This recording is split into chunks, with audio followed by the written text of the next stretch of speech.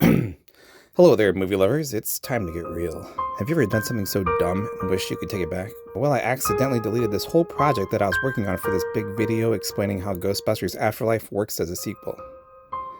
After exhausting all of my hacking skills to try to recover it, it appears to be gone for good. So I did what any normal person would do. Anyways, I'll be postponing on that for a while as it was a long video and will take some effort to reproduce. So what to do for this week?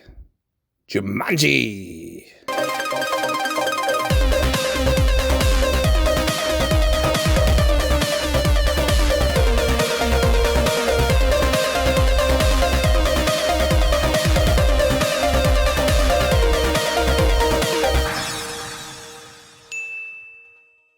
That's right, I haven't done any older movies for a bit, and after showing it to my daughter this weekend and her becoming obsessed with it, forced me to watch it over and over and over and over, I thought, why not share the love?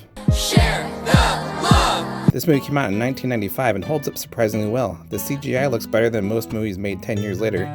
I'd say the only thing that it didn't hold up was the monkey faces. Those were venturing into the uncanny valley territory. So why did this movie get made anyways? Well, on a dark and stormy night. Maybe. I don't know what the weather was like. But Peter Gruber, CEO of Mandalay Entertainment, went to Boston and met author Chris Van Allsburg, who wrote the book Jumanji, and the Polar Express. Speaking of uncanny valleys, they started talking about turning Jumanji into a movie, and it all began. TriStar Pictures eventually jumped on the train as long as Robin Williams was on board. Well, he wasn't at first. So director Joe Johnson and screenwriters Jonathan Hensley, Greg Taylor, and Jim Strain did some major rewrites, and he was back on board, and the movie was born.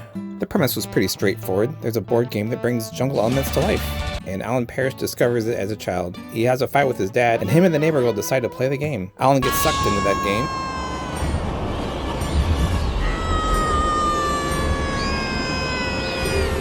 and Sarah runs away screaming. 26 years later, Kirsten Dunst and her little brother move into Alan's house with their aunt. They find the game and start playing it, and finally let Alan out. After some convincing, they get Alan to find Sarah, and the four of them try to finish the game, except the game tries to foil them. Robin Williams is his normal goofy, crazy, and yet humble self. And I think the thought of acting like Peter Pan might have sold it for him. Also, Bonnie Hunt and David Alan Grier make this movie such a delight. It's a fun and exciting movie that might kind of sort of almost scare a 7-year-old, but in a good way, that makes them keep coming back. But what did you think? Does this film hold up in your eyes? Does it bring the book to life? My answer is yes to both. And that's it for me. I'm Mr. Movie Lover, and I'll see you again soon. Unless I delete this project as well, then maybe not. Deleted. What?